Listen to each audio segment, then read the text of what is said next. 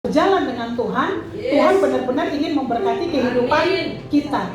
Tetapi dikatakan bahwa walking with God itu berarti kita harus ada perjanjian kerjasama dengan Tuhan. Artinya kalau di dalam perjanjian ada bagian yang akan Tuhan kerjakan, tapi ada bagian yang harus kita kerjakan di dalam kehidupan kita. Dan serial-serial yang hari-hari ini kita belajar bersama-sama, itu adalah bagian yang harus kita kerjakan. Nah, kita mau lihat dulu ya Bapak Ibu, di dalam kehidupan kita ada 8 kekuatan yang Tuhan berikan di dalam hidup kita supaya kita bisa hidup berkelimpahan, atau kita bisa hidup seperti apa yang Tuhan mau di dalam kehidupan kita. Ya, kayak tadi yang pujian mengatakan bahwa pada saat kita berjalan dengan Tuhan, kita akan semakin berkurang dan Tuhan akan semakin bertambah. Kita lihat mungkin video menunjukkan 8 kekuatan Bapak Ibu.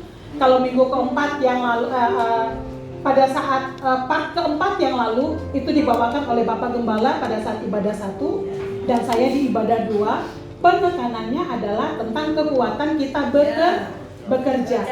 Jadi bekerja itu benar-benar adalah panggilan di dalam kehidupan kita. Karena bekerja itu dia menggunakan bahasa asli yang abot waktu itu ya. Kalau Bapak Ibu ingat, buka lagi catatan. Di situ dikatakan bahwa bekerja itu adalah kita berusaha sungguh-sungguh, kita melakukan yang terbaik, dan bekerja adalah penyembahan atau worship kita kepada Tuhan. Kita akan masuk di bagian yang ketiga Bapak Ibu, tetapi bagian yang pertama itu kita harus sadar bahwa bagian yang pertama kita harus lakukan bagian kita. Terus di bagian yang kedua, di bagian kelima kemarin dibawakan oleh Bapak Judah Suryana, Bapak Pendeta, Bapak Gembala kita, Pak Judah Suryana, senyum dikit mukanya. Coba kasih senyum kiri kanan, tegang banget. Coba lihat kiri kanan, kasih senyum yang terbaik. Nah, tepuk tangan ya Tuhan. Nah, Bapak Ibu, itu yang pertama ya, bekerja. Videonya bisa ditampilkan, Victor. Nah, kita lihat dulu ya Bapak Ibu, 8 kekuatan yang ada di dalam kehidupan kita. Kenapa kita harus ingat lagi ya Bapak Ibu, karena 8 kekuatan ini tuh dia seperti tabung ya. Tabung itu seberapa tabung itu tinggi, sebanyak itulah kita akan punya yang dipercayakan Tuhan di dalam kehidupan kita. Nah, ini Bapak Ibu lihat ya. Di sini yang pertama itu kekuatan bekerja. Terus yang kedua itu mengelola. Oke, ini putarnya ini ada hikmat, terus ada memberi, ada mengucap syukur, terus ada investasi, ada berkata-kata. Maksudnya kata-kata kita itu mempengaruhi apa di dalam kehidupan kita. Terus yang tadi itu udah lewat, mengandalkan Tuhan. Nah, pada waktu yang lalu itu yang kita belajar yang pertama itu tentang bekerja. Kita harus sepakat dulu di poin yang pertama Bapak Ibu bahwa bekerja itu adalah kesempatan kita untuk menyembah Tuhan ya. Nah, pada saat kita udah bekerja, tentunya kita akan mendapatkan hasil. Kita balik ke slide ya. Kita akan mendapatkan hasil. Nah, pada saat kita mendapatkan hasil, minggu pertama kemarin kita sudah diingatkan Pak Yuda bahwa hasil yang kita dapat itu kita harus mengelola. Ayo dewasa muda. Karena kita udah bahas di Excel, kita udah bahas di Excel, coba poin-poin mengelola. Yang pertama apa? Belakang tinggal apa? Kita harus mengelola dengan efisien. Kita mengelola dengan efektif. Terus kita mengelola dengan waktunya Tuhan. Dan yang keempat itu kita mengelola harus dengan cara yang benar. Nah, sekarang kita akan masuk di multiplikasi Bapak Ibu. Tetapi poin yang pertama tentang bekerja, karena kita berjalan dengan Tuhan, berarti kita harus sama-sama bersepakat bahwa apapun pekerjaan kita, apapun yang saat ini Tuhan percayakan di dalam kehidupan kita, untuk kita kerjakan, untuk kita selesaikan, itu adalah kesempatan yang Tuhan beri di dalam hidup kita untuk kita mempermuliakan Tuhan, untuk kita melalui pekerjaan kita menyembah Tuhan. Dan sadarlah bahwa bahwa tanpa kita sadari pada saat di dalam kehidupan kita sehari-hari, bagaimana kita bekerja menunjukkan seberapa besar kita percaya kepada Tuhan. Nah, saat kita mendapatkan hasil dan kita sudah mengelola, kita diingatkan lagi, efektif, efisien, sesuai waktunya Tuhan, terus dengan cara yang benar. Nah, pada saat kita sudah mengelola, sekarang kita akan belajar bersama-sama tentang multiplikasi, Bapak Ibu. Yuk kita buka di dalam Yakobus 1 ayat 25.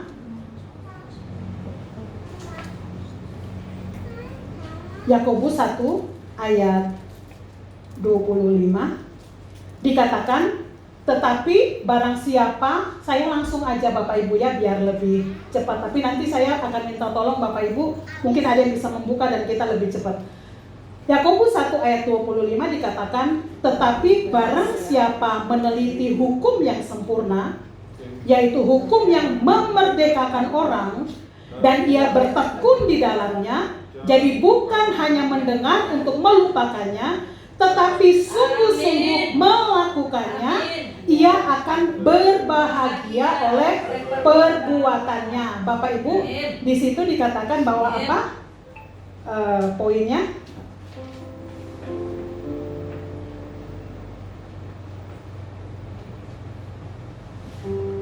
Meneliti hukum yang sempurna, kita akan berbahagia. Kalau meneliti itu berarti kita nggak hanya cuma lihat ya Bapak Ibu ya. Kalau meneliti itu sebenarnya yang pertama kita baca firman Tuhan atau kita dengar firman Tuhan. Yang kedua, seperti yang dibiasakan di tempat ini di dalam gereja, kita harus selalu mencatat. Habis mencatat, kita harus merenungkan. Jadi catatan kita nggak hanya cuma selesai catat terus simpan dengan rapi, tetapi kita harus baca kembali dan merenungkan. Setelah kita merenungkan Bapak Ibu, poin yang berikut itu kita harus apa?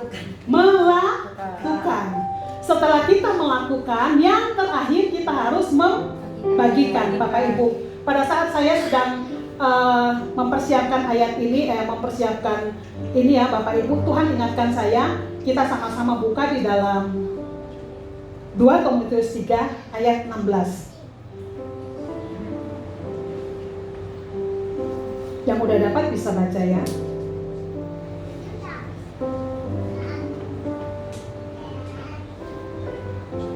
2 Timotius 3 ayat 16 dikatakan bahwa segala tulisan yang diilhamkan Allah memang bermanfaat untuk apa?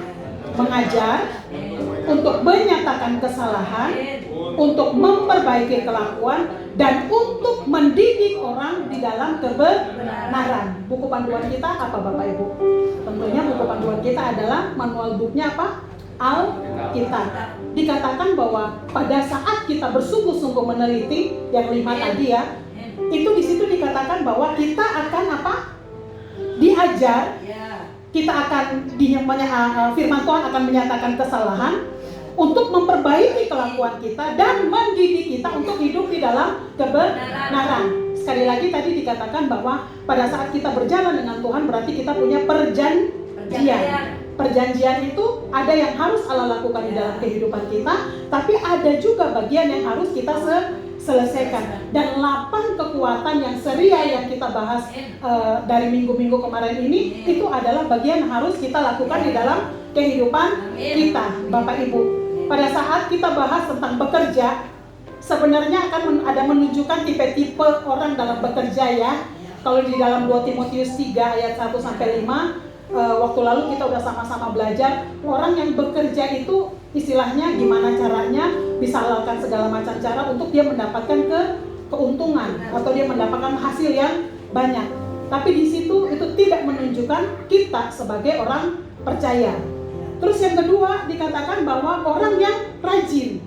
Orang yang rajin itu dia dapat berkat bisa istilahnya apa yang kita lakukan itu bisa berbanding lurus dengan yang kita keluarkan ya, seperti itu ya dalam pekerjaan. Kalau kita rajin, kita benar-benar lakukan semaksimal mungkin, ya semua orang tanpa Tuhan pun istilahnya yang gak kenal Tuhan Yesus pun dia juga mendapatkan berkat ya Bapak Ibu. Nah tetapi ada yang terakhir itu ada 5, tapi yang poin yang terakhir itu dikatakan bahwa orang yang benar-benar bahkan Yang keempat itu dikatakan bahwa kita orang Kristen, tapi kita tidak menghidupi firman. Kita agamawi.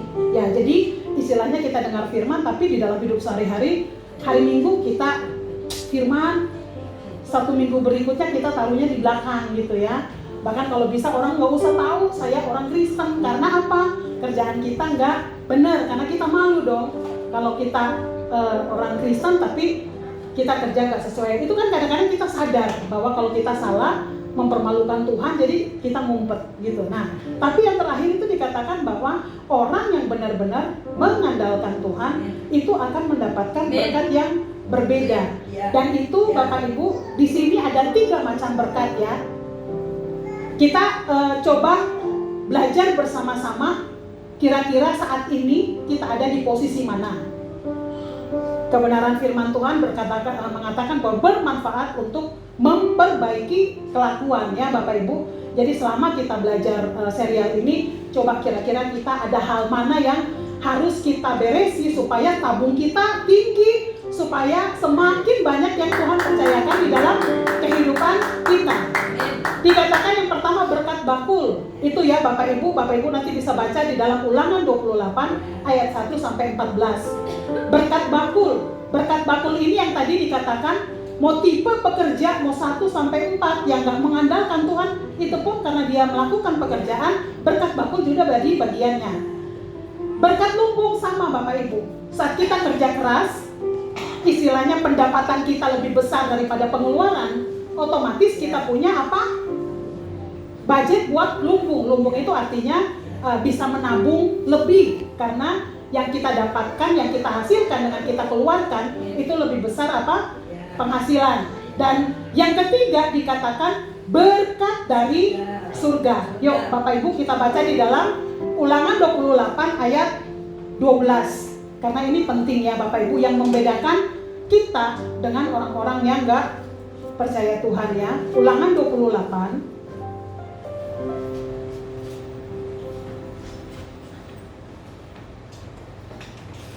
udah dapat Wan? Baca suara keras ya, biar gak ngantuk.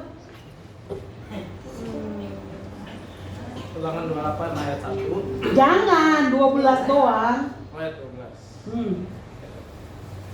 Tuhan akan membuka bagimu perbendaharaannya yang melimpah, yakni langit untuk memberi hujan bagi tanahmu pada masanya, dan memberkati segala pekerjaanmu, sehingga engkau memberi pinjaman kepada banyak bangsa, tetapi engkau sendiri tidak meminta pinjaman. Amin, Bapak Ibu.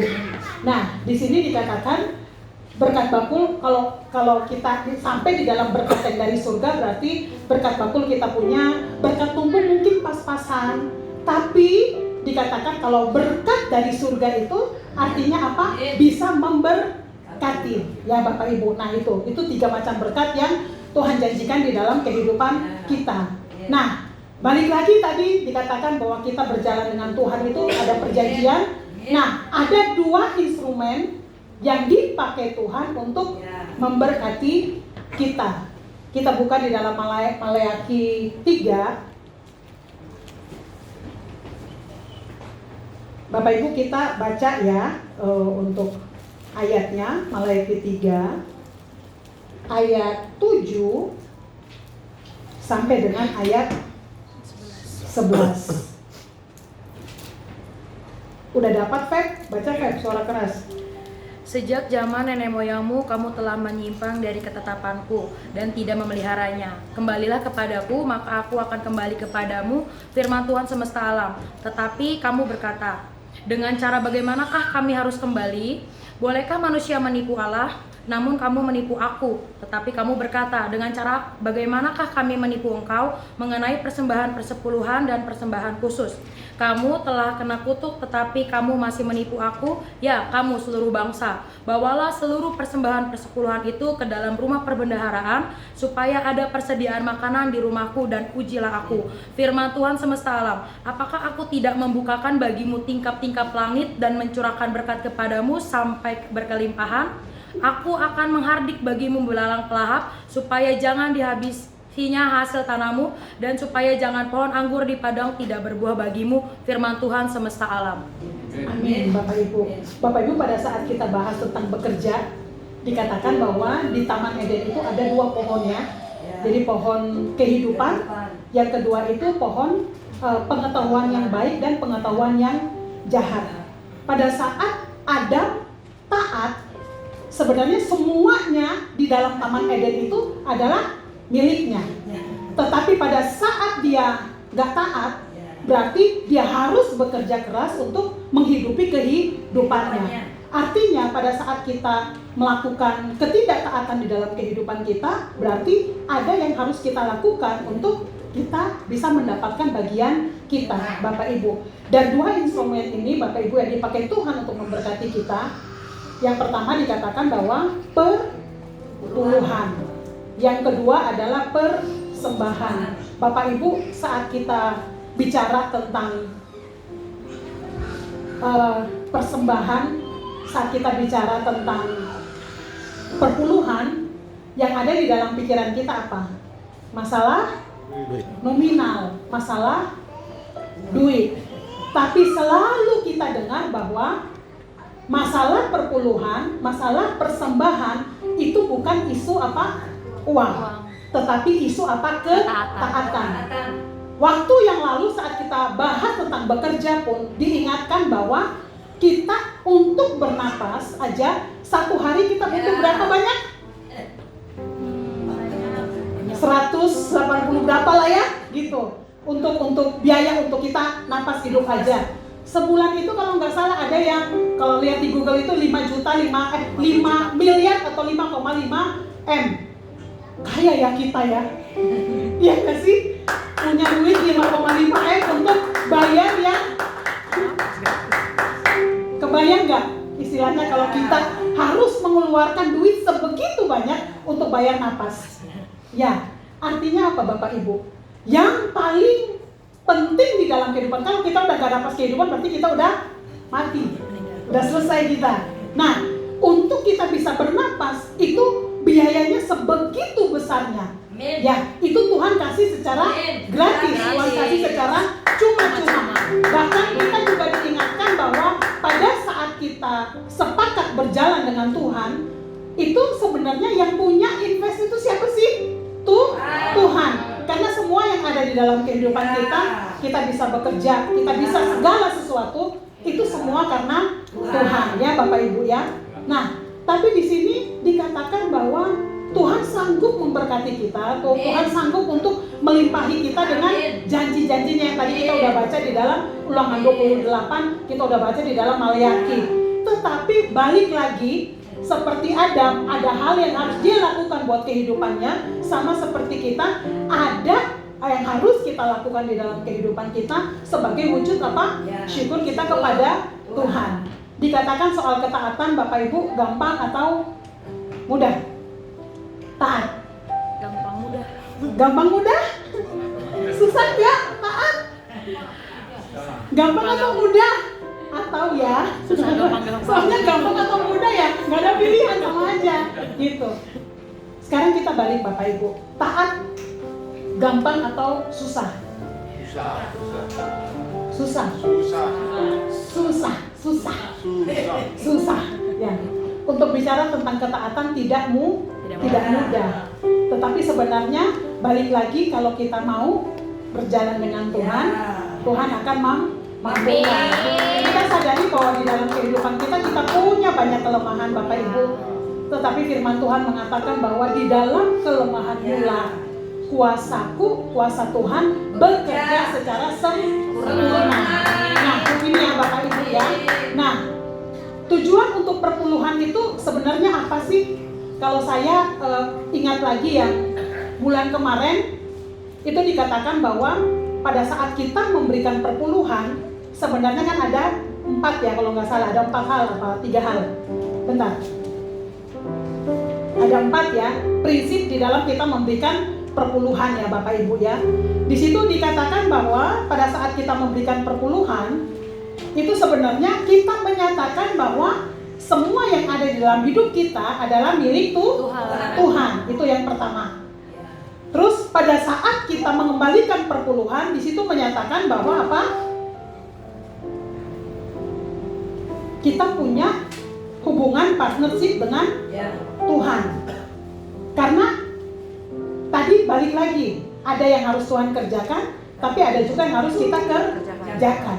Jadi pada saat kita mengembalikan perpuluhan, kita udah belajar bulan kemarin bahwa itu memang yang Tuhan mau di dalam hidup kita. Karena pada saat kita memberikan perpuluhan, pada saat kita memberikan persembahan, di situ menunjukkan bahwa hati kita tuh tidak melekat kepada materi yang Tuhan percayakan di dalam kehidupan kita, tapi hati kita melekat kepada Sang Pemberi berkat di dalam kehidupan kita. Tadi El sempat ngomong firman di dalam Matius 6 ayat 33 yang dikatakan bahwa carilah dahulu kerajaan Allah dan kebenarannya, maka semuanya akan ditambahkan kepadamu. Pada saat kita bekerja, pada saat kita taat kepada Tuhan, itu artinya kita sedang mencari dahulu kerajaan Allah dan kebenarannya di dalam kehidupan kita, sehingga semua yang Tuhan janjikan di dalam hidup kita itu bisa kita terima. Bapak Ibu, saya sama suami saya waktu pertama kali kita datang di GBI WTC ya Bapak Ibu, Juli ya tahun 2017. Pada saat saya datang di tempat ini Bapak Ibu, saya benar-benar bergumul karena saya bukan orang yang istilahnya menslok pindah gereja segala macam gitu, bukan seperti itu.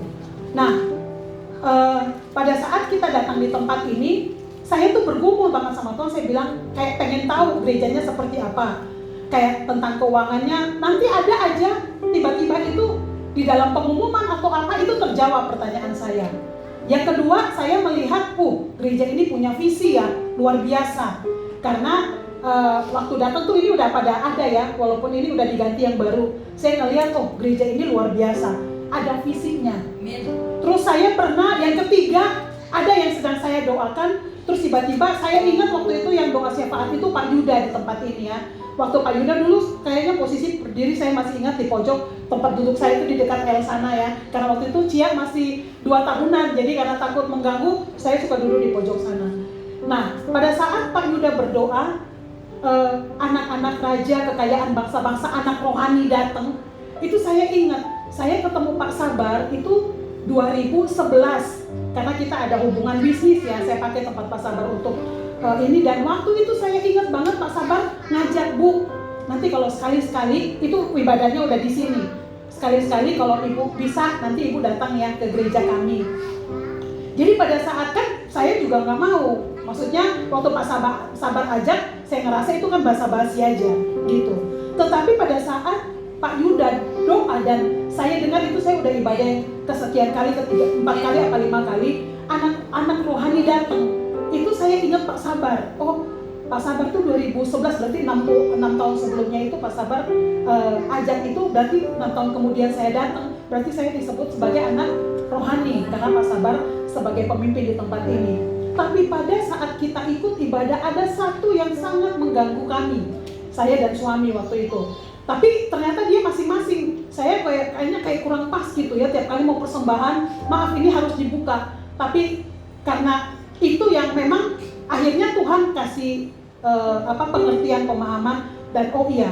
Nah, jadi pada saat kita duduk dan setiap kali mau persembahan, angkat, ucapin, saya kayak ngerasa transaksional banget ya sayanya. Kasih duit mungkin cuma 50, 20 apa berapa, tapi minta Tuhan kayaknya banyak banget gitu ya. Kalau kita ucap janji deklarasi persembahan ya Bapak Ibu. Tetapi dengan berjalannya waktu, walaupun ada bertolak belakang di dalam hati, tapi kita tetap ikut, tetap lakukan. Terus tiba-tiba ada satu waktu, saya ingat saya saat teduh. Waktu itu saat teduh selesai itu, saya tuh kayak sama Tuhan tuh nggak mau minta apa-apa gitu. Maksudnya hanya cuman habis pujian, penyembahan kayak gitu, saya nggak mau minta apa-apa. Ternyata tiba-tiba dari dalam hati saya itu keluar, semua pembayaran dapat dilunasi, memiliki rumah di bumi dan di surga. Tepuk tangan buat Tuhan Yesus Bapak Ibu. Kondisi kami pada saat itu, kami punya hutang ada di mana-mana.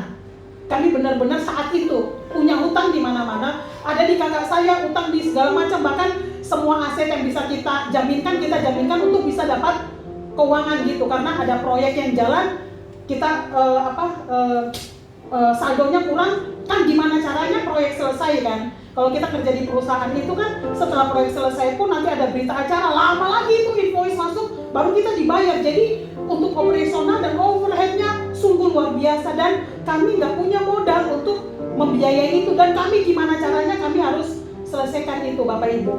Jadi pada saat itu keluar benar-benar dari dalam hati ya Bapak Ibu, dan saya benar-benar lihat, saya nggak nagih, saya nggak segala macam Bapak Ibu, tapi dengan berjalannya waktu sampai di titik kita nggak punya hutang sama sekali untuk di luar ya Bapak Ibu. Bahkan waktu terakhir kalau sama saudara adalah, tapi itu lain cerita ya Bapak Ibu. Terakhir waktu saya ingat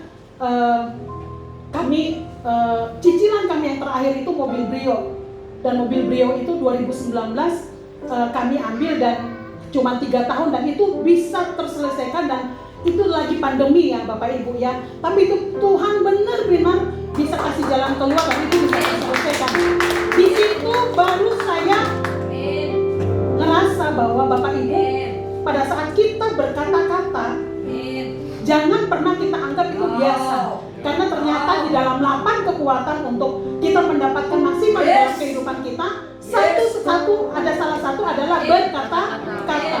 Jadi pada saat Tuhan menyatakan itu di dalam kehidupan saya oh iya, ya Bapak Ibu. Jadi pada saat kita mengangkat deklarasi Bapak Ibu, pada saat kita punya motivasi hati yang benar, percayalah bahwa Tuhan tahu yang terbaik dalam kehidupan kita, dan Tuhan akan lakukan jauh lebih daripada apa yang kita pikirkan dan jauh lebih daripada apa yang kita doakan. Tuhan tahu kebutuhan kita, tetapi ada poin yang harus kita lakukan di dalam kehidupan kita, yaitu apa? Taat.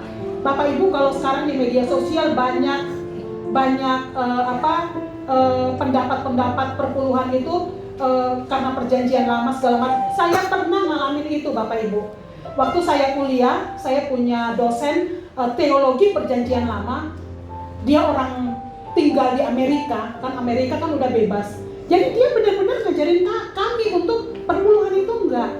Tetapi balik lagi Bapak Ibu, saya dari kecil, papa saya itu sekretaris gereja bertahun-tahun. Kami dididik sebegitu luar biasa. Kami diajarkan untuk saat kami dapat uang jajan, belajar untuk kita keluarkan perpuluhan. Dan itu yang paling taat lakukan itu kakak saya.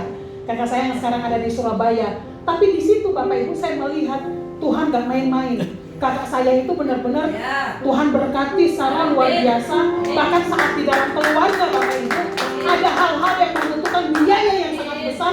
Mungkin saya hanya cuma secuil, tapi kakak saya itu bisa luar biasa. Tapi itu karena apa Bapak Ibu? Karena kapasitasnya dia perbesar. Semakin kita taat kepada Tuhan, kapasitas kita itu akan semakin diperbesar ya Bapak Ibu ya. Itu. Nah itu tentang bicara tentang perpuluhan itu pada saat kita berikan di dalam. Tadi kan kalau di dalam Maleakhi itu dikatakan bahwa kita membawa ke rumah perbendaharaan Tuhan, di mana kita mendapatkan makanan rohani, di mana kita digembalakan, di mana kita dimuridkan, saat kita membawa persembahan ke dalam rumah Tuhan supaya ada persediaan makanan. Tapi makanan ini juga disebut ada 2, makanan jasmani sama memberi makan kaum Lewi. Kaum Lewi, imam musik kalau latihan harus makan ya. Kalau nggak makan lapar. Apalagi kalau yang udah buru-buru mau berangkat kerja atau yang yang baru balik kerja, otomatis ya membutuhkan. Dan itu dari mana Bapak Ibu? Itu dari persembahan Bapak Ibu. Nah, yang kedua dikatakan makanan rohani, agar setiap kita menerima kebenaran firman sehingga kita dapat mengalami terobosan dalam hidup. Pembicara-pembicara datang ke sini butuh transport kan? Artinya gini Bapak Ibu, saat kita memberikan persepuluhan dan persembahan kita di dalam gereja, percayalah bahwa semua itu dikelola. Sebenarnya kalau balik lagi, sebenarnya dari kita untuk kita. Kayak kita ibadah, kita bisa punya pemusik yang hebat, kita bisa punya alat-alat musik yang luar biasa, atau kita kayak bisa punya kayak CD yang luar biasa seperti ini Bapak Ibu. Semuanya itu uangnya dari mana? Uang dari Bapak Ibu semua. Jadi semua yang ada di gereja ini adalah milik kita, milik jemaat, milik bersama yang kita sama-sama pakai untuk mempermuliakan Tuhan. Nah, poin yang kedua dikatakan bahwa membuka pintu surga dan berkat dicurahkan di dalam kehidupan kita. Ya, tadi yang 3 berkat itu ada satu yang kalau berkat bakul, berkat lumbung, sama berkat dari surga. Jadi kalau kita taat kepada Tuhan, kita lakukan bagian kita, istilahnya berkat dari surga itu ada di dalam hidup kita. Mungkin ada Bapak Ibu yang saat-saat ini masih mungkin bergumul ya soal persembahan, soal perpuluhan, saya harus kasihnya kemana, terus sebenarnya perpuluhan itu untuk apa? Bapak Ibu, saya mau katakan bergumullah sama Tuhan benar-benar, sampai kita benar-benar dapat pengertian, pemahaman yang benar. Karena ibaratnya kalau bicara tentang ketaatan, itu bicara tentang hubungan kita pribadi dengan Tuhan. Bisa semua gembala, semua pendeta datang di tempat ini untuk ngomong tentang perpuluhan. Tapi kalau dari hati kita, dari hidup kita, kita belum sadar bahwa itu istilahnya kita harus lakukan sebagai bukti ucapan syukur kita kepada Tuhan. Kita mengakui bahwa di dalam hidup kita semua itu dari Tuhan. Jangan. Mari kita benar-benar bergumul supaya kita paham. Anak-anak muda yang udah bekerja, gimana ketaatan kalian sama Tuhan? Gimana kalian melihat bahwa pekerjaan itu benar-benar dari Tuhan? Bagaimana ketaatan kalian di dalam mengembalikan apa yang mau Tuhan, apa yang Tuhan inginkan kita kembalikan di dalam kehidupan kita? Cek, Bapak Ibu.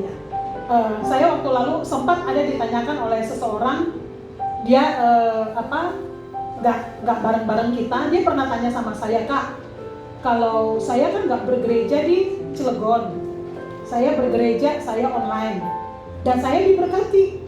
Saya bilang, kalau kamu diberkati, kamu benar, ya udah nggak apa-apa, perpuluhan kamu kasih ke yang gereja online itu nggak ada masalah. Saya bilang, artinya seperti ini Bapak Ibu, kita dimuridkan, istilahnya kita di mana kita diberi makan. Seperti kayak contoh, misalnya kita makan di rumah makan Padang, tetapi kita melihat kayaknya yang harus dibantu tuh yang di samping rumah makan Padang. Dan kita makan di Padang, tapi kita kasih ke yang rumah makan samping karena, wih itu rumah makan sepi banget, kasihan banget gitu. Jadi kita mau, menurut Bapak Ibu fair nggak? Nggak. Jadi di mana kita digembalakan, di mana kita dimuridkan, di mana kita benar-benar bertumbuh. Lakukanlah bagian kita dan percayalah selebihnya akan Tuhan kerjakan di dalam kehidupan kita. Yang berikut dikatakan bahwa menjadi pagar agar aset yang Tuhan percayakan kepada kita terlindungi oleh Tuhan. Untuk sampai di pemahaman ini Bapak Ibu, balik lagi itu kita harus bergumul dengan Tuhan secara pribadi ya Bapak Ibu. Kalau Bapak Ibu pagi hari ini hadir dan dengar kebenaran firman Tuhan ini, jangan keraskan hati. Belajar untuk bawa bergumul dengan Tuhan, doa sungguh-sungguh, Tuhan, hari ini saya belajar A, B, apa yang harus saya lakukan, tapi hati saya bertolak belakang. Gak apa-apa, kan kita sama Bapak kan kita gak perlu jaring-jaring kan. Kita sama Bapak ya kita ngomong apa adanya. Dan sekarang saya lagi belajar untuk hal itu. Lagi gak bla bla bla bla gitu, ngomong apa adanya. Tuhan, kok saya lagi ngerasa seperti ini, kok kayaknya dikasih tahu tapi kok hati saya kayak lagi gak terima banget ya Tuhan. Nah itu kita belajar untuk terbuka. Dan saya percaya bahwa pada saat kita terbuka, itu pasti Tuhan akan membukakan kepada kita hal-hal yang harus kita lakukan. Kita balik lagi tadi di dalam 2 Timotius 3 bahwa kebenaran firman Tuhan akan mengajar kita, mendidik kita untuk kita hidup di dalam kebenaran. Bahkan kalau ada hal-hal yang salah itu Tuhan bisa luruskan dengan apa? Melalui firman Tuhan, ya Bapak Ibu. Ini dikatakan apa? Bahwa kebiasaan kita di dalam mengembalikan perpuluhan itu, sebenarnya kita tahu bahwa semua yang ada dalam kehidupan kita itu berasal dari apa? Itu Tuhan. Jadi kalau kita nggak mengembalikan perpuluhan, kira-kira yang sedang kita akui apa? Yang sedang kita akui karena kerja saya, kerja keras saya, karena saya dan saya.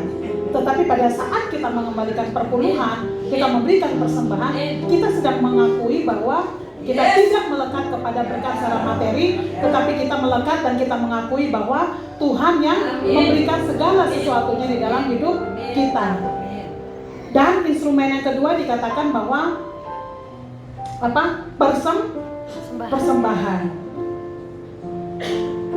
Persembahan itu Bapak Ibu dikatakan berguna untuk melipat gandakan, memultiplikasikan harta dan aset yang dipercayakan dalam kehidupan kita ya Bapak Ibu. Itu ada di dalam Markus 4 ayat 8. Ya. Nah, sekarang kita masuk Bapak Ibu di dalam 5 hukum multiplikasi Bapak Ibu. 5 hukum multiplikasi di dalam kehidupan kita ya. Tadi kan yang kita udah bahas tentang bekerja, instrumen yang Tuhan pakai di dalam hidup kita untuk kita memberkati. Artinya yang harus kita lakukan, yang harus kita taat di dalam kehidupan kita sebagai kita mengakui bahwa kita berjalan dengan Tuhan, kita berjanji dengan Tuhan, itu ada yang Tuhan lakukan dan ada yang kita lakukan. Nah, 5 hukum multiplikasi Bapak Ibu. Yang pertama dikatakan bahwa di dalam Kejadian 8 ayat 22, benih harus ditanam. Kira-kira kalau Bapak Ibu, ini ya kita enak sharing aja. Benih harus ditanam untuk multiplikasi. Kenapa? Biar banyak. Hah? Biar banyak. Biar apa Bang? Banyak. Kita punya jagung. Bisa nanam jagung berapa sih Pak De? Satu apa biasa 1 atau 3 ya masukin jagung 1 biji doang. Masuk ke lubang 3. Nah, ya. Terus nanti dia menghasilkan jagung yang banyak. Mangga perlu berapa biji? 1.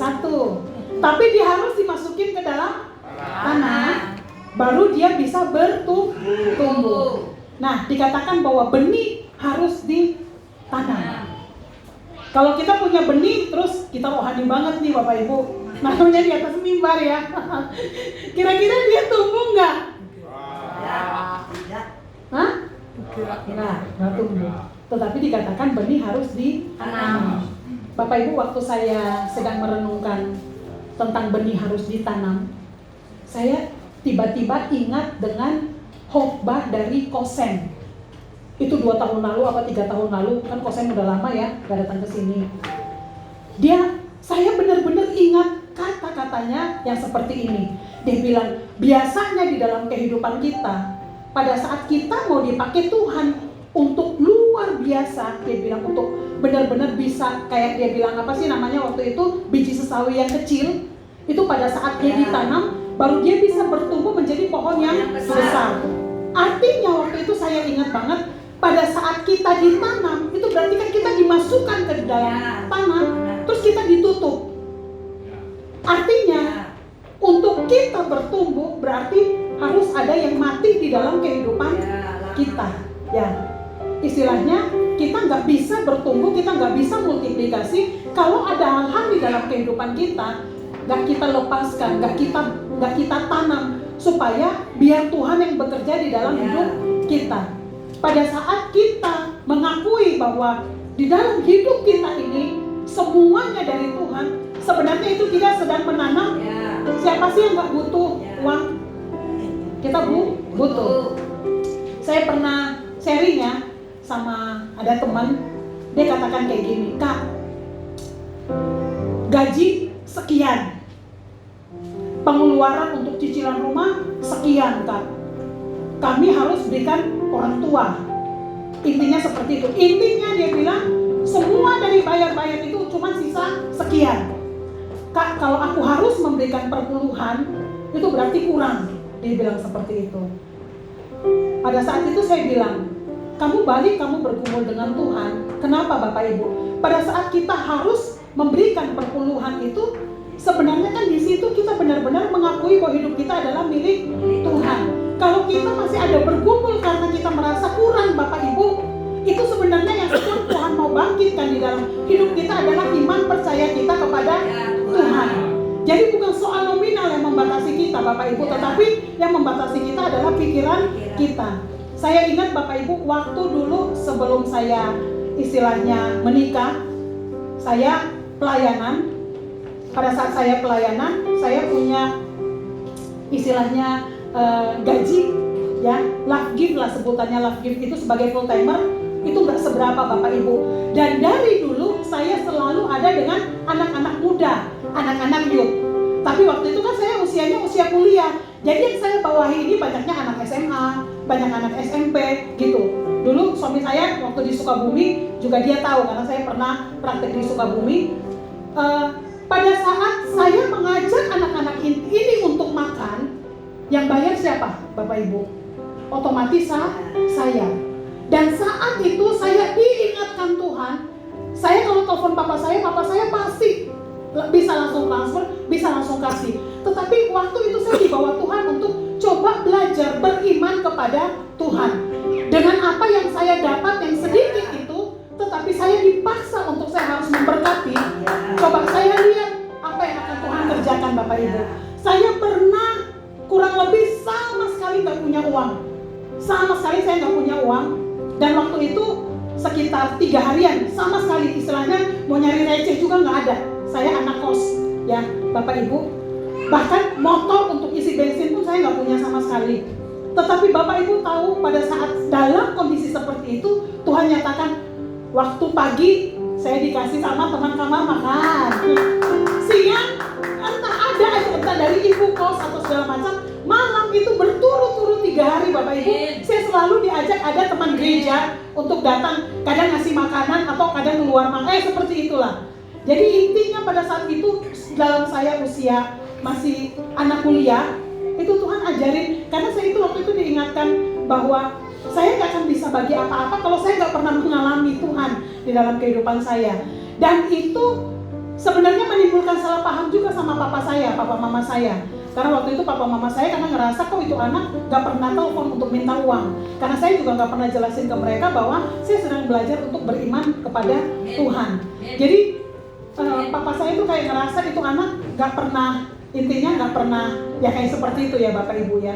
Tapi di sini Bapak Ibu pada saat kita punya yang terbatas dan kita mau untuk belajar taat kepada Tuhan, kita akan melihat yang besar di dalam kehidupan kita. Pada saat kita benih itu kita tanam, iman yang kita punya itu kita benar-benar kembalikan kepada Tuhan, Tuhan akan melakukan jauh lebih daripada yang kita pikirkan di dalam kehidupan kita, itu ya. Terus dikatakan bahwa berkat di dalam kehidupan kita itu dasarnya dari apa yang kita beri, Bapak Ibu. Ini kesaksian lagi Bapak Ibu, waktu saya kuliah, karena saya sering praktek di tempat-tempat ya, kayak misalnya di Bali, di Lombok, di mana sampai di Lampung, sampai di ujung Lampung tuh ujung Medan tuh apa sih namanya, Binjai itu udah saya pernah datang sampai ke sana Bapak Ibu. Saya mengingat di mana setiap saya ada datang untuk pelayanan, selalu saya punya orang tua rohani. Istilahnya kalau nggak gembala pendeta setempat, saya selalu ada jemaat yang begitu sayang, yang begitu rangkul, yang begitu dekat. Jadi benar-benar saat saya ada di manapun, itu saya seperti ada keluarga ya Bapak Ibu. Satu saat sedang saya lagi bergumul suatu hal ya sama Tuhan, tiba-tiba Tuhan ingatkan saya tentang masa-masa itu. Apa sih yang harus saya takutkan? Dulu Tuhan pelihara bla bla bla bla. Dulu dimanapun saya ada, selalu ada yang perhatiin. Ternyata Tuhan ingatkan saya tentang papa saya, Bapak Ibu. Jadi papa saya itu istilahnya di rumah saya itu banyak orang tinggal. Jadi kami tinggal di Kupang. Keluarga papa saya itu sekitar 5 kilo dari kampung ya. Itu di kampung itu kan waktu itu belum ada SMA. Jadi kalau sepupu lah, ponakan lah, segala macam mau SMA itu harus di Kupang, dan di Kupang tinggal di rumah kami. Dan saat tinggal di rumah kami itu semua biaya ya tentunya dari papa saya. Jadi pada saat saya dalam kondisi bergumul, Tuhan mengingatkan saya bahwa apa ya kebaikan-kebaikan yang kamu alami dalam kehidupan kamu sebenarnya itu tabur oleh papa saya, mama saya. Jadi artinya apa Bapak Ibu? Apa yang kita lakukan, apa yang kita tanam, itu juga yang akan kita tuai di dalam hidup kita. Kita tuai mungkin gak langsung Bapak Ibu, karena dikatakan bahwa untuk multiplikasi itu istilahnya nanti butuh waktu. Apa yang kita tabur itu juga akan kita tuai. Yang ketiga, dikatakan bahwa ukuran yang kita pakai akan menentukan ukuran hasil kita, ya Bapak Ibu ya. Terus yang terakhir dikatakan bahwa benih harus ditabur di dalam tanah yang baik atau subur. Tapi yang terakhir ini yang mau saya kita belajar bersama-sama, dikatakan tuaian selalu butuh waktu. Artinya pada saat kita butuh waktu, disitulah iman kita akan bertumbuh. Pada saat kita butuh waktu, sebenarnya disitulah Tuhan sedang mengajar kita, Tuhan sedang mendidik kita, Tuhan sedang membawa kita untuk mengalami Tuhan yang sesungguhnya di dalam kehidupan kita. Kalau kita tanam jagung, dalam waktu singkat kita bisa tuai hasil. Tetapi kalau kita tanam yang lebih besar, yang suka duren ya, kalau mungkin ditanya tanam duren berapa lama Pak De? Kalau tanam duren 1 tahun ya. Nah, ada lagi ya buah yang lain yang mungkin butuh waktu lebih lama. Artinya gini Bapak Ibu, pada saat kita menabur itu sebenarnya kita nggak perlu ingat-ingat ya. Karena pada saat kita menabur dan kita mengingat-ingat itu tadi kita transaksional dengan Tuhan.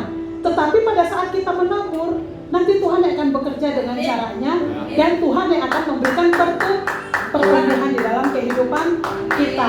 Ya Bapak Ibu. Selesai. Bapak Ibu, saya mau kesaksian sebagai penutup Bapak Ibu. Tapi ini berhubungan dengan memang Tuhan mau untuk apa yang kita pegang itu benar-benar kita maksimalkan ya Bapak Ibu. Kemarin pada saat Pak Thomas ya, waktu dia berbicara tentang excellent, itu Pak Thomas sempat bilang berjalan dengan Tuhan kita tuh harus excellent di dalam kehidupan kita. Artinya apa? Apa yang sudah ada di dalam kehidupan kita, seberapa kita benar-benar bertanggung jawab, seberapa kita maksimalkan itu di dalam kehidupan kita, seberapa kita benar-benar sungguh-sungguh mengelola sehingga Tuhan bisa memberikan multiplikasi. Dikatakan bahwa minimal di dalam hidup kita menerima 1. Tetapi ada yang dikasih 2, ada yang dikasih 5, tergantung bagaimana kita mengelola. Tuhan percayakan kepada kita 5, tapi kita tidak kelola dengan baik, Tuhan akan ambil dan kasih kepada orang lain yang benar-benar mengelola. Kapasitas kita diberkati Tuhan atau enggak bukan faktor Tuhannya, tetapi faktor bagaimana kita bisa dipercaya Bapak Ibu. Tadi dikatakan bahwa ada hal yang harus kita kerjakan di dalam kehidupan kita. Bicara soal ketaatan Bapak Ibu, jangan sampai saat Tuhan mengingatkan kita menunda-nunda untuk taat. Saya sama suami dalam 2 bulan terakhir ini kami sedang memperbaharui untuk akte perusahaan kami. Jadi jadi sebenarnya dari 2 tahun 3 tahun lalu tuh harusnya kita udah harus perbaharui Bapak Ibu. Tetapi karena kita nggak terlalu butuh itu, kita udah datang ke notaris, udah bayar, lah ketemu kita biarin aja, kita tinggalin aja. Terakhir ini semua itu diblok. Jadi di BCA kami punya rekening, ada dana di dalam. Itu awalnya saat saya mau datang untuk ambil token ya, kalau kita internet banking ada token BCA itu, karena habis baterai berarti saya kan harus ke BCA untuk minta. Ternyata pada saat saya datang untuk minta, BCA bilang nggak bisa Bu, ini Ibu punya akte perusahaan harus diperbaharui, bla bla bla bla. Terus saya bilang, terus saya lagi butuh banget nih duit, tapi gimana cara ngeluarinya? Karena sudah keenakan pakai internet banking Bapak Ibu, saya udah sekitar 5 tahunan udah gak pernah lagi tuh ke BCA. Bahkan kemarin baru saya tahu bahwa ke BCA itu transaksi untuk kita masukin duit pun itu udah ada pakai aplikasi. Baru tahu saya kemarin, udah saking lamanya gak pernah. Terus karena udah terkunci, akhirnya mau gak mau harus ke notaris untuk beresin. Ternyata pada saat di notaris, kita udah bayar notarisnya, udah lunas Bapak Ibu, sama kayak berapa tahun yang lalu. Ternyata kita nggak bisa itu karena ternyata di pajak itu kita diblok. Tapi ini yang saya mau bagikan. Waktu di pajak kita diblok, kenapa kita diblok Bapak Ibu? Ternyata saya punya denda administrasi. Jadi bukan PPN ya. Saya sampai kemarin negosiasi sama orang pajak itu sampai kayaknya ngotot sampai kayak mau marah bla bla bla. Tapi Tuhan ingatkan kesalahan teledor kamu bayar. Intinya tuh seperti itu. Jadi pada saat itu ternyata itu dari rekam dari 2013 Bapak Ibu. Dulu kami punya karyawan, saya nggak ngurusin pajak sama sekali, karyawan yang ngurusin. Ternyata dia terlambat lapor dan ada denda, dia karena takut. Jadi istilahnya surat-suratnya selalu nggak dikasih. Jadi akhirnya itu dendanya berbunga karena selalu pajak itu terbitin terus untuk tagihan Bapak Ibu. Jadi pada saat kemarin ternyata setiap tahun awal tahun kan kita harus meminta nomor seri faktur pajak ya Bapak Ibu. Saya datang sih sama di pajak, Bu ini begini, udah nggak apa-apa, saya bayar sekian. Tapi ini masuk ke negara ya, karena pakai e-billing, jadi bukan dengan orang-orang itu. Jadi udah masuk, saya nomor seri faktur pajak saya udah dikasih, udah diam lagi saya, nggak saya ngurusin lagi itu yang denda-denda yang sekian banyak itu Bapak Ibu. Sampai terakhir kemarin, karena semua kita nggak bisa, kita sedang ikut ibaratnya tender, perusahaan-perusahaan minta update data, jadi mau nggak mau, jadi ibaratnya gini loh, kita kiri kanan depan semua udah nggak bisa ngapa-ngapain. Jadi pada saat kita datang untuk kita memperbaiki Bapak Ibu, sampai saya benar-benar pusing banget berurusan dengan pajak itu, sampai terakhir ada solusi, boleh puluhan juta Bapak Ibu. Itu karena teledor, kalau saya bayar dulu mungkin cuma 500.000 doang. Tapi karena saya biarkan, diingatkan saya terus biarkan dari 2013 sampai 2024, 9 tahun Bapak Ibu, dan itu berbunga dan begitu luar biasa. Jadi pada saat dalam kondisi seperti itu, saya sampai nego sama orang pajak, saya bilang, Pak, kayaknya nggak adil banget tuh, saya kan UMKM, saya gimana mau tender kalau saya di blok bla bla. Iya Bu, tapi Ibu harus selesaikan dulu karena memang aturannya begitu. Saya bilang nggak ada cara lainnya Pak. Dia bilang ada cara lain Bu, tapi Ibu butuhnya cepat apa enggak? Kita data udah diminta di perusahaan, harus update data dalam waktu yang singkat. Ibu bisa ngajuin ke Kanwil, Ibu bisa minta pemutihan, tetapi Ibu tunggu harus 6 bulan. Bapak Ibu, coba saya dari Januari kemarin, pada saat orang pajak ngomong, saya langsung selesaikan. Gak mungkin hari ini saya harus keluaran puluhan juta, hanya cuman keteledoran saya yang gak saya sikapi dengan baik. Jadi pada saat, karena kondisinya udah begitu mendesak Bapak Ibu, akhirnya saya ngomong sama suami saya,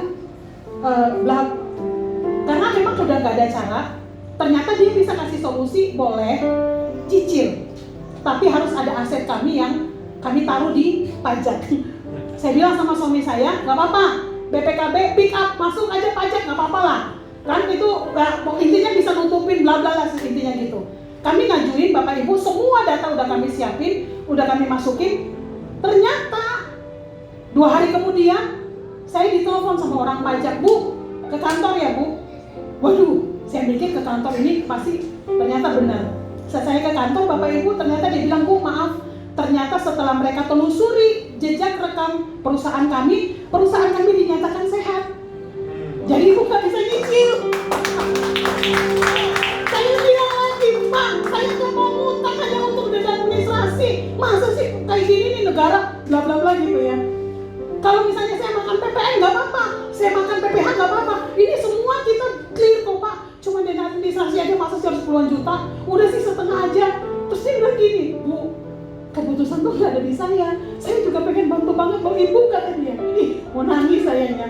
Saya pengen bantu Ibu, tapi gak bisa Bu. Semua itu udah sistem online. Tapi Bapak Ibu, pada saat dalam kondisi seperti itu, Tuhan ingatkan saya di dalam, yuk kita buka karena ini benar-benar sangat berharga ya Bapak Ibu. Di dalam Amsal. Bentar. Yang itu tuh, bentar ya. Amsal 18 ya kalau nggak salah ya.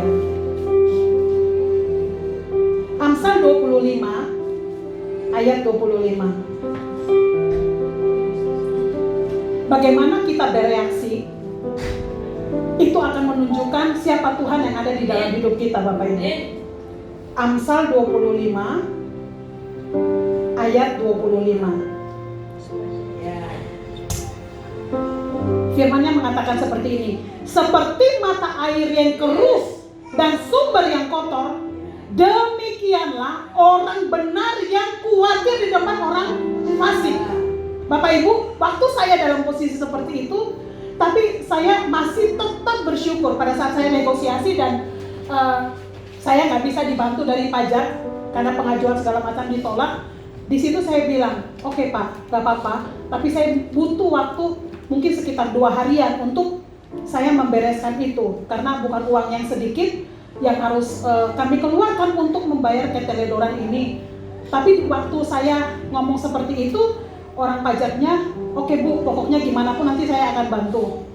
Dan waktu itu dia yang mengeluarkan e-billing sekian puluh Bapak Ibu yang harus saya selesaikan. Kebayang waktu saya berdiri untuk, karena e-banking nggak ada, otomatis saya harus lewat ATM.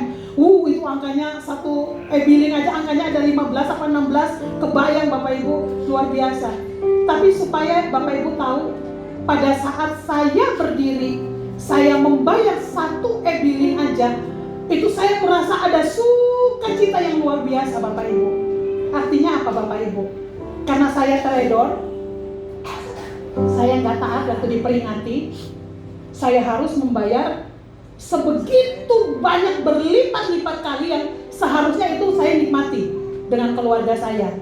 Artinya pada saat kita nggak taat, pada saat kita diperingati, kita nggak cepat untuk kita bereskan, suatu saat kita akan membayar yang seharusnya kita nggak bayar di dalam kehidupan kita. Dan poin kedua yang Tuhan ajarkan saya di dalam minggu ini, pada saat kita berurusan dengan orang-orang yang ada di sekeliling kita, seperti orang pajak itu, saya tahu dia nggak percaya Tuhan. Dia lihat KTP saya karena waktu kita urus perusahaan, suami saya waktu itu masih bekerja dan wajib pajaknya adalah saya. Jadi dia lihat ini orang Kristen, dia lihat bagaimana saya bereaksi, dia lihat itu sebenarnya saya sedang menunjukkan siapa Tuhan yang ada di dalam hidup saya.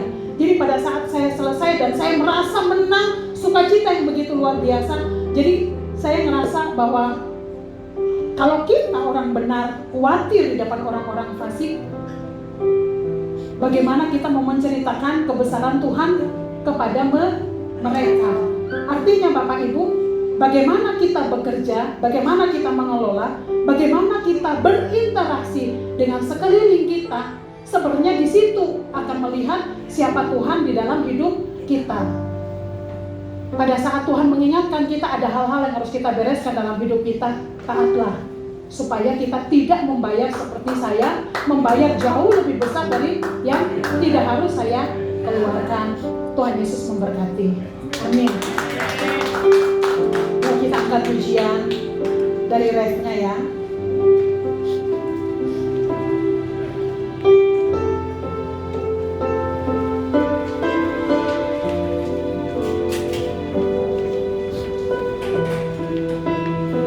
Kalau kita sampai ada hari ini, Bapak Ibu, sebenarnya berkali-kali Tuhan udah tolong kita. Ya. Saya bilang untuk kita bangkit berdiri. Langsung kita di refnya ya.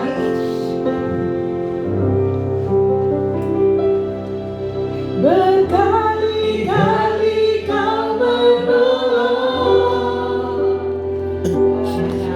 berkali-kali kau kuatkan dalam rasa sakit.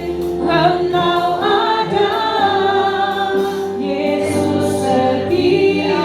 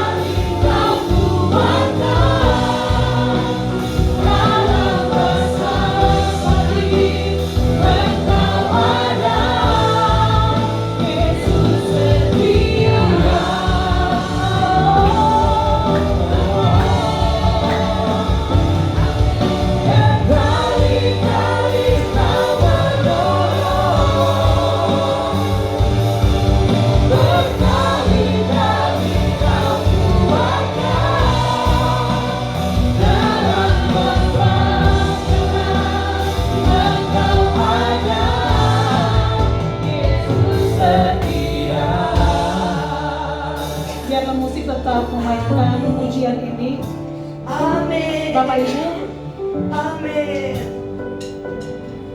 Pada saat kita berjalan bersama-sama dengan Tuhan, segala sesuatu yang ada di dalam hidup kita adalah milik Tuhan.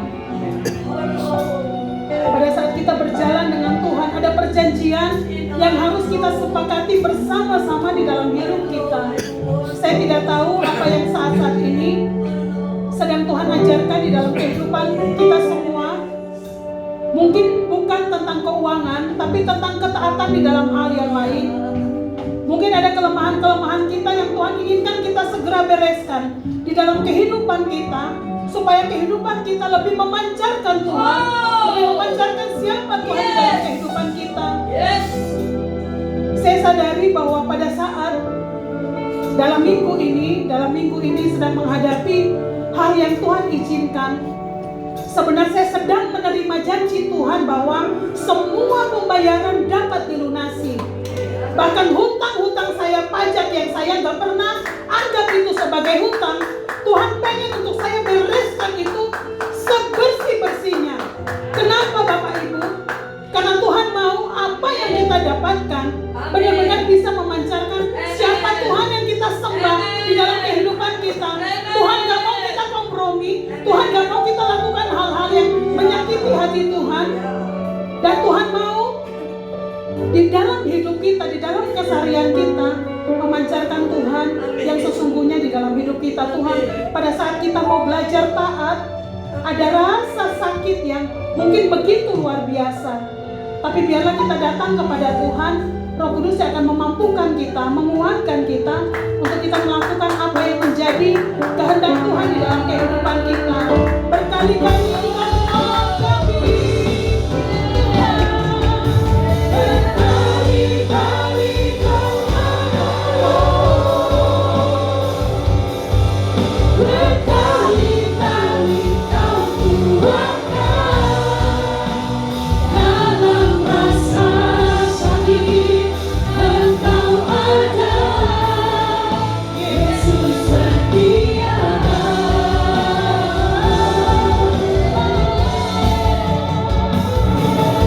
Berkali-kali Kau menolong. Berkali-kali Kau kuatkan dalam tempat gelap. Engkau ada, Yesus setia. Tuhan, terima kasih untuk kebenaran firman-Mu yang sudah kami pelajari bersama-sama Tuhan pada siang hari ini. Biarlah apa yang ditaburkan teruslah bertumbuh seturut dengan kehendak-Mu Tuhan. Bawa kepada kami kekuatan Tuhan, kuatkan kami, mampukan kami seberapapun harga yang harus kami bayar Tuhan, untuk kami melakukan ketaatan, kami berjalan bersama dengan Engkau Tuhan.